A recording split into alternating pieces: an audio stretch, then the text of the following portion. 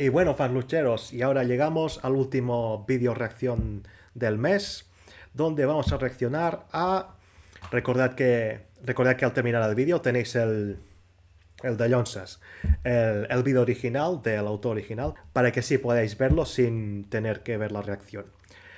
Este es un vídeo de Sweet Wrestling, un creador de contenido que hace mucho...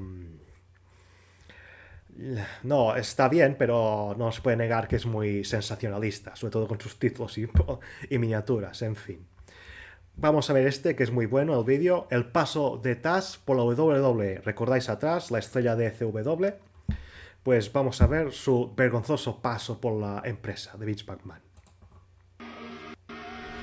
Taz es uno de los éxitos más fugaces que el mundo del wrestling haya presenciado, una auténtica bestia de hacer suplexes que encajó como anillo al dedo en el mundo del wrestling con esa saciedad sádica cuando WCW y WWF se disputaban la cima por lo legal o por lo criminal. La ECW presentó a Taz como una auténtica amenaza en la escena estelar, con una rivalidad legendaria ante Bam Bam Bigelow, la presentación del campeonato FTW y su coronación como campeón mundial para finales de los 90s, culminando casi una década de un ascenso meteórico y como uno de los nombres mejor buqueados del mismo lapso anteriormente mencionado. Sin embargo, dentro del poder adquisitivo de McMahon, nuestro protagonista siguió la corriente también en busca de nuevas alturas en su carrera, y claro, una estabilidad económica que Paul Heyman no le podía ofrecer, aunque sin saberlo, estaba firmando un declive digno de estudio y que terminaría con su carrera de tajo de manera sepulcral en menos de 2 años. Sin más que añadir, el día de hoy en Sweet Wrestling te presento el humillante declive de Taz en WWE.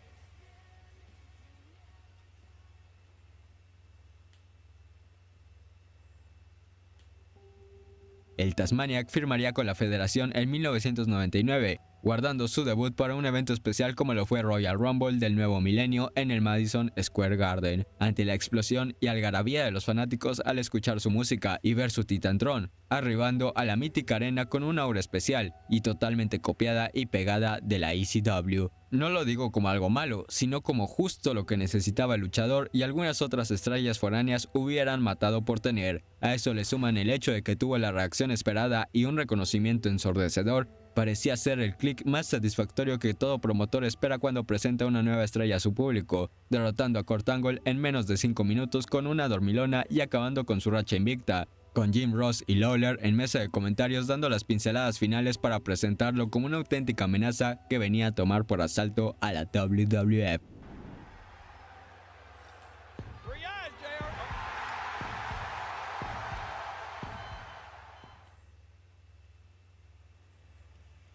Si bien todo había salido en teoría bien, en el debut, los protagonistas tuvieron un botch peligroso que terminaron por catalogar y marcar al oriundo de Nueva York. Varios luchadores se unieron para solicitarle a la compañía que o no los emparejaran con justamente la máquina de suplexes, movimiento que más escandalizaban de su arsenal, o pedirle que redujera o ajustara el mismo al nuevo contexto y reglas de la WWE. Ante esto, Bruce Pritchard aseguró en una entrevista que Peter, el hombre detrás del luchador, no aceptó de la mejor forma, respondiendo que ese era su estilo les gustara o no, ya poniéndose un freno gigantesco para con sus rivales, y claro que la respuesta y modos no iba a ser aceptada por los altos mandos de la compañía. Curiosamente, tras estas disputas en el backstage, el neoyorquino fue prestado por Vince para regresar a ECW y ser campeón mundial para sacárselo a Mike Awesome por un tema contractual polémico que vimos en este video que está apareciendo en la tarjetita. Pero mientras tanto en la programación, la máquina de suplexes había sido encasillada en la zona media de la cartelera contra gente como Albert o el Big Boss Man, cayendo aún más hasta por momentos en la división violenta, de este modo dejando otro factor importante y que muchos no rememoran al repasar el paso de Taz por WWE. La zona estelar estaba repleta por los Stone Cold, The Rock, Triple H, Chris Jericho y Chris Benoit. Y eso teniendo en cuenta que estos dos últimos acababan de llegar también haciendo impactos muy fuertes provenientes de WCW. A eso le suman que realmente la bestia no era muy alta, midiendo apenas 1.75, muy poco para los estándares de McMahon. Era más que obvio que Vince tendría otros preferidos por encima de él, sin contar el hecho de que por momentos parecía que lo único que hacía que respetaran entre muchas comillas su renombre era su excelente manejo en el micrófono.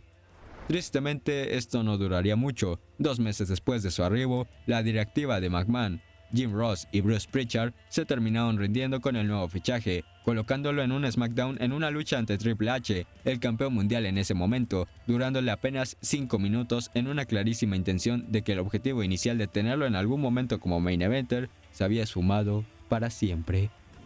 Por si la situación pudiera empeorar, el ex Kid Crush sufrió una importante lesión en el brazo, que se sumó a las múltiples que venía arrastrando de ECW, entre ellas una grave en la espalda, por lo que cuando regresó a la compañía para el verano, entró en un feudo con Jerry Lawler en la parte baja de la cartelera, y para rematar, perdiendo la rivalidad como heel, usando lo que quedaba de su nombre para emparejarlo en la historia de la invasión. Aunque creo que está de más decir que aprovecharon esto para hacer un personaje terciario y empinarlo ante nombres más importantes, sobre todo cuando Stone Cold se negó a trabajar con él por su estilo de lucha al considerarlo peligroso.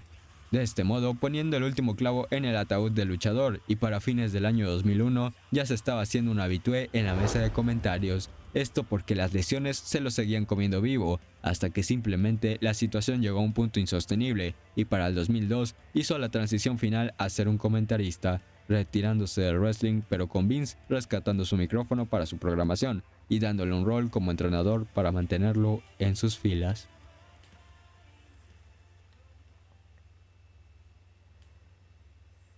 ¿Exactamente qué salió mal?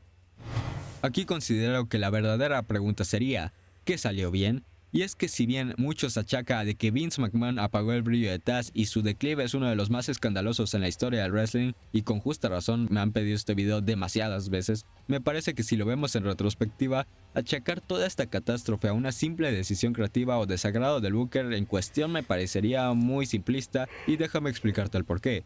Hasta el momento del debut todo más que perfecto, incluso dando a entender que McMahon lo tenía muy en mente como un luchador de platillo estelar y que de hecho encajaba como anillo al dedo en el roster porque en ese momento WWE no tenía un luchador de ese perfil, de una bestia demoledora que ya iniciaba una etapa como veterano, pero que también tenía un arsenal más que capaz basado en el judo y jiu-jitsu. Hasta ahí parecía cuestión de tiempo y da la impresión de que los creativos lo vieron igual así de esa forma. Pero del dicho al hecho hay mucho trecho, y primero que nada había un elefante en la habitación, la altura de Taz. Por más que en ECW esto nunca fue problema, el contexto había cambiado rotundamente. El que lo hizo brillar a pesar de la limitación física fue Paul Heyman, haciéndolo perfectamente creíble y un buen trabajo para hacer a un lado este rasgo, cosa que en la WWE sería más difícil, teniendo en cuenta que la altura históricamente siempre ha sido un requisito para estar en lo alto de la compañía, salvo muy contadas excepciones. Pero esto no es lo único, también hay que tener en cuenta el arsenal mencionado. En ECW el luchador y su entorno no se preocupaban demasiado que digamos por sus cuerpos, y tampoco considero que para ese momento WWE tenía los sellos de seguridad en ring que tienen hoy en día.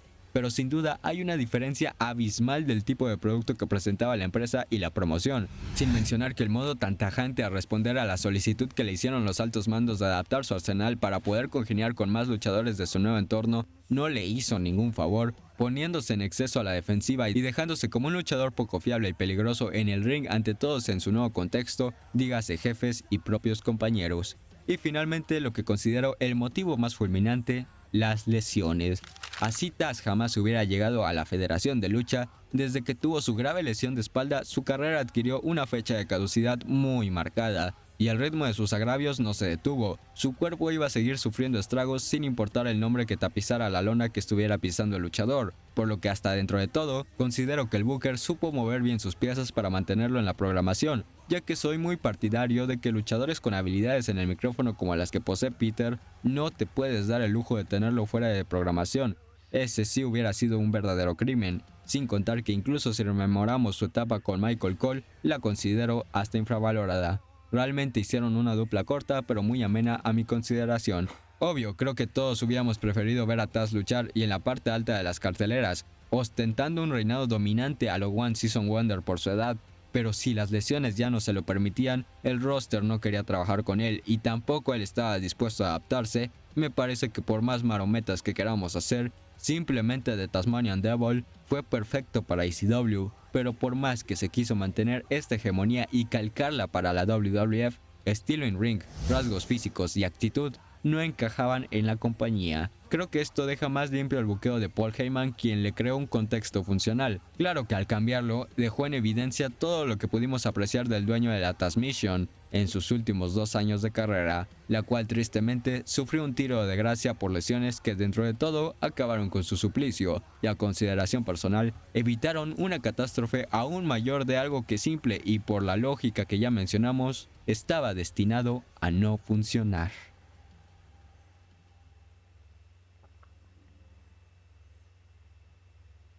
Gracias por ver el video, espero te haya gustado.